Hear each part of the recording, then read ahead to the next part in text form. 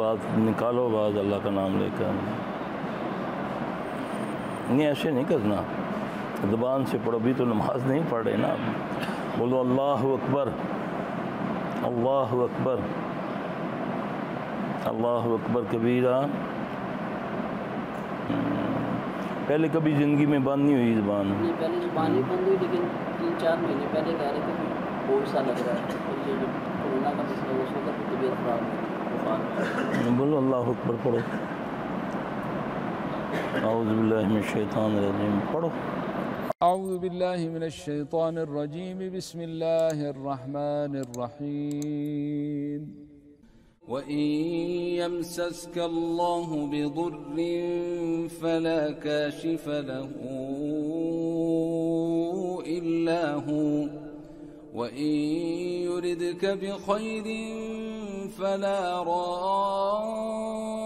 राद्द लिफज़लिहि युसीब बिही मन यशाअ मिन इबादिही वहुवल गफूरुर रहीम।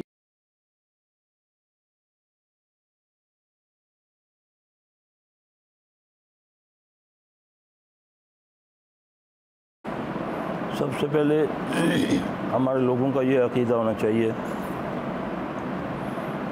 कि बीमार भी अल्लाह करता है, शिफा भी अल्लाह देता है। ठीक है, अब शैतान देन में डालता, फिर इलाज की क्या ज़रूरत है ना। तो इलाज भी अल्लाह का हुक्म है। ये मुख्तलिफ़ चीज़ें जो होती हैं, ये बाद इंसानों की पकड़ होती है, बाद इंसानों की आजमाइश होती है। तो आदमी को ये कोशिश करनी चाहिए कि अल्लाह का दर किसी सूरत ना छोड़े, ना खुशी में ना गमी में। जब कोई तकलीफ़ महसूस करे वो नौफल पड़ेगा, इधर उधर मत भागो। जो आप या आपकी अम्मी या आपका भाई खुलूस से दुआ कर सकता है, पैसे लेकर दुआ करने वाला फ्रॉडिया है। सीधी और खड़ी बात, पैसे मुझे दो और मैं दुआ करूं, हैं? ये तो नौसरबाजी होगी ना। मोमन तो मोमन का खैर खा होता है ना। ठीक है, मैं तो इलाज कर रहा हूँ, मैंने फ़ीस के पैसे लिए हैं 200 रुपया। ठीक है ना, सीधी और खड़ी बात है। सबसे पहले तो हमारे ज़हनों में ये डाला हुआ है कि जो पैसे लेते हैं ना उनका दम काम नहीं करता। यही है ना, ये इतनी बड़ी दीन से दूरी बात है कि हम देखें कि आया कि नबी सल्लल्लाहु अलैहि वसल्लम इसकी इजाज़त दी है या नहीं।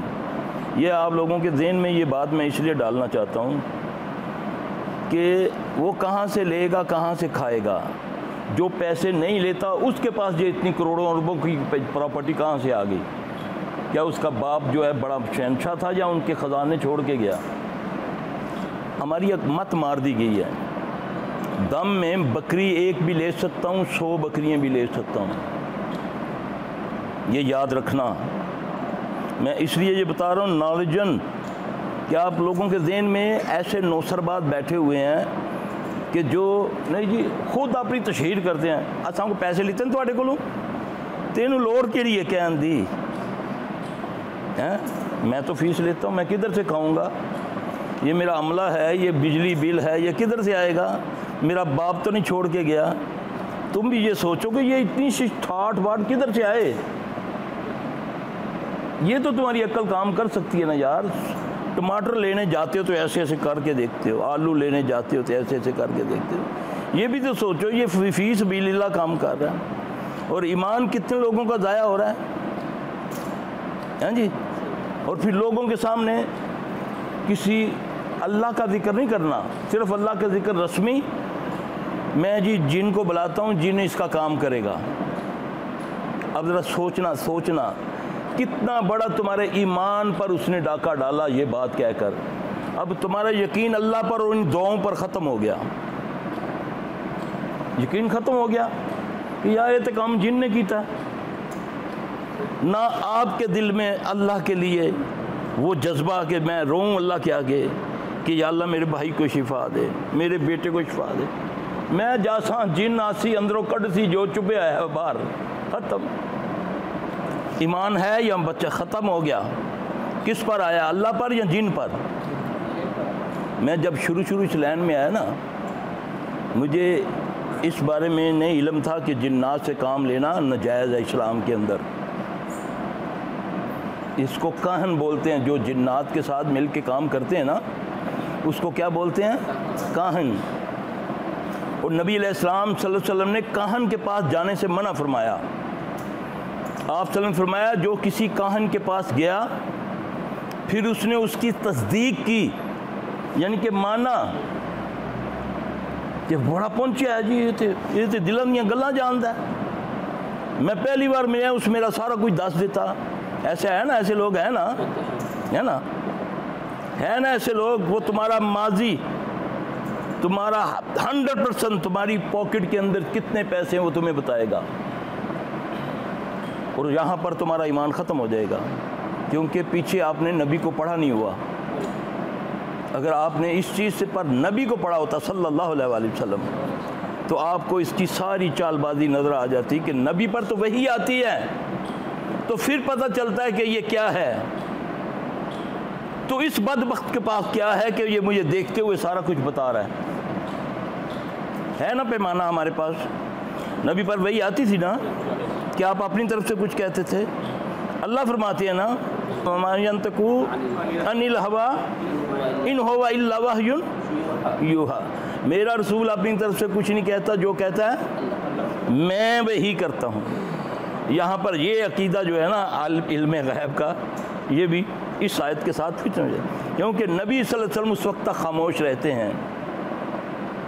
कुफारे मक्का ने ना, मदीने के जो यहूदी थे उनको पता चला कि मक्का में एक बंदे ने नबूवत का दावा कर रहे हैं, हाँ जी, कि मैं अल्लाह का रसूल हूँ। तो बताएं, उनने चेड़ थी, उनकी किताबों में था कि एक आएगा अहमद नामी, लेकिन वो ये चाहते थे खबीस कि ये हज़रत इस्माईल अलैहिस्सलाम की लड़ी से ना हो, हज़रत इसहाक़ अलैहिस्सलाम। ठीक है, अब वो इसलिए जिब्राइल को भी गाली देते हैं, पता है आपको, यहूदी जिब्राइल अलैहिस्सलाम को भी गाली देते हैं कि उसने भूले से नबी सल्लल्लाहु अलैहि वसल्लम पर नबूवत का कहा। उसने कहा कि इसको नौज़बिल्लाह थोड़ा सा ना डिवैल्यू करने के लिए सरदार मक्का को कुछ सवाल भेजे कि इससे ये सवाल पूछो, अगर ये सवाल सही दे गया तो फिर हम जो हमारी किताब में है हम तस्दीक करेंगे। तो हदायत तो अल्लाह के पास है, नबी मौजूद भी हो तो फिर भी वो नबी अगर उसको अल्लाह ने हदायत नहीं देनी तो तब भी वो बेहदायत ही मरेगा। नबी के करीबी रिश्तेदार काफिर मरे ना, कितने सारे थे, अबू जहल, अबू लहब, ये सारे कौन थे? आपके करीबी थे ना। जिसको अल्लाह ने उमर बिन हशाम या उमर बिन ख़ताब या अमर बिन हशाम, अल्लाह मुझे दे दे, किसने दुआ मांगी? किससे मांगी? किसी मज़ार पे गए थे, इब्राहीम अलैहिस्सलाम थे ना पहले, हाँ जी, आपने तो किसी को डायरेक्ट अल्लाह से बात की ना कि अल्लाह या उमर बिन ख़ताब दे दे या अमर बिन हशाम दे दे, सही है। तो अल्लाह ने किसको दिया? उसको वो अल्लाह का बंदा नहीं था।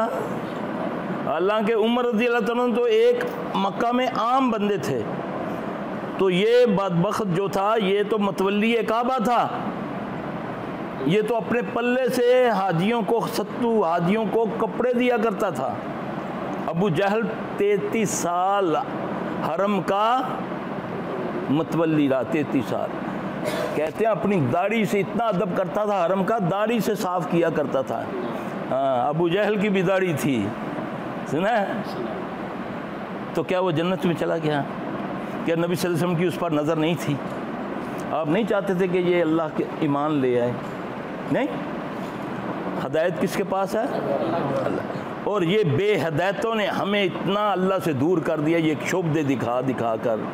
क्योंकि आप लोग, कोई भी यहाँ कोई वलीमे पे नहीं आया, कोई ना कोई, किसी को अल्लाह ना करे, अल्लाह सब की मुसीबतें दूर कर दे, अल्लाह सब की मुश्किलों को हल कर दे। मेरा रब मेरे पास आने से पहले ही ये जो दर है ना, ये जहाँ तुम बैठे हो, अल्लाह की कसम ये दर है सही अल्लाह से मिलाने का।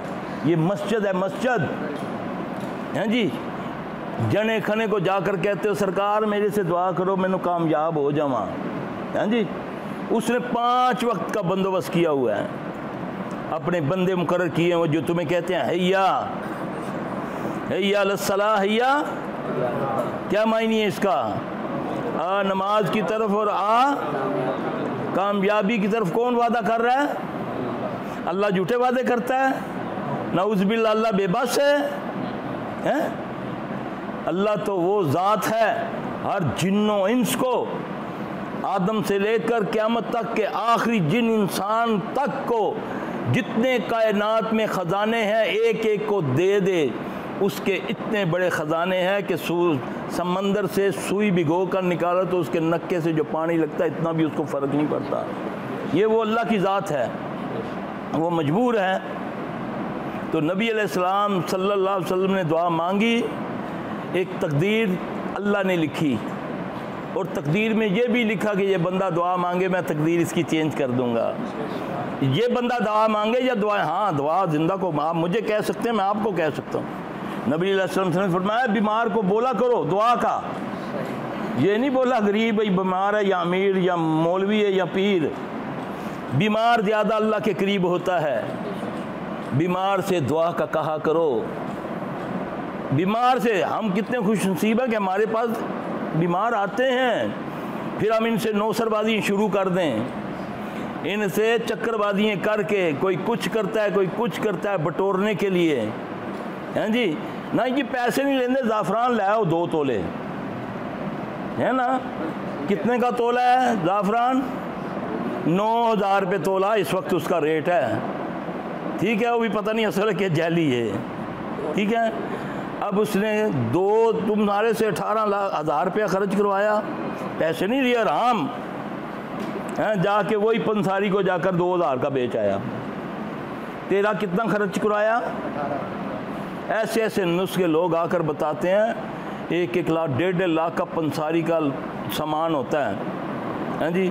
इस काम में कोई ज़रूरत ही नहीं, किसी चीज़ की ज़रूरत नहीं है। ज़ाफ़रान दवाई के तौर पे हम देते हैं, जैतून का तेल दवाई के तौर पे देते हैं जी।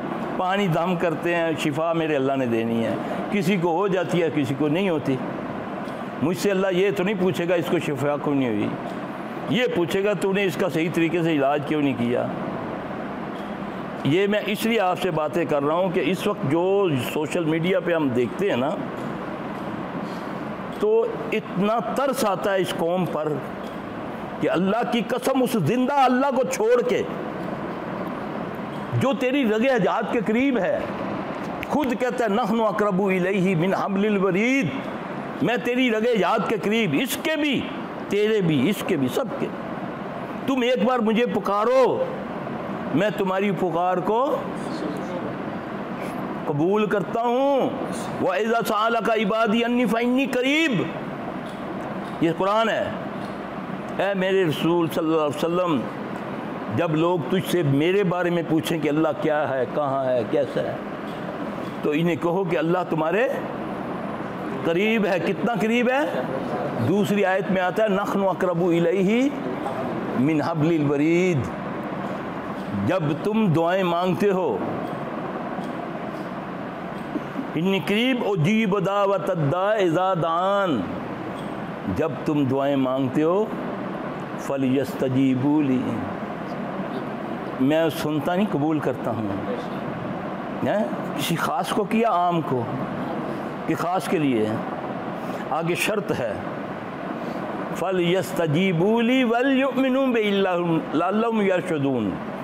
तुम्हें चाहिए कि मेरे हुक्मों पर चलो। दुआ की कबूलियत का शर्त क्या है? नबी का हुक्म मानना, अल्लाह का हुक्म है सल्लल्लाहु अलैहि वसल्लम, क्योंकि अल्लाह कहता है वमन युति रसूल फ़क़द अता अल्लाह, जिसने मेरे रसूल की अताअत की या इश्क किया है। अताअत या इश्क,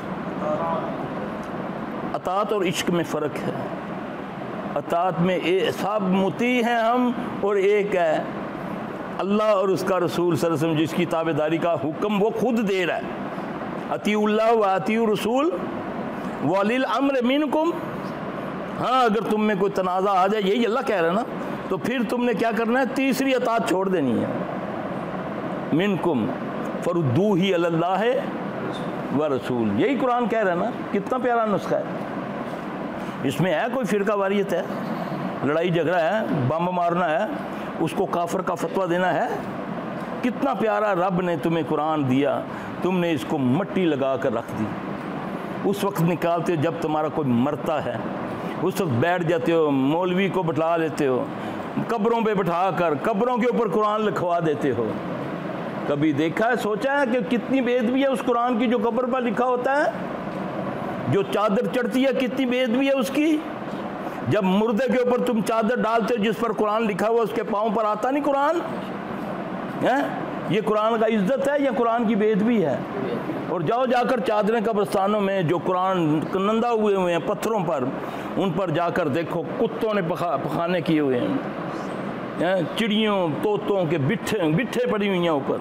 वो कुरान है ना मुसलमानों के कब्रिस्तानों में, हैं जी। कभी जाओ यहूदियों के जाकर देखो, कभी उसने तौरात लिखी हैं। ईसाइयों के कब्रिस्तान में देखो, कभी उन्होंने अंजील लिखी हैं।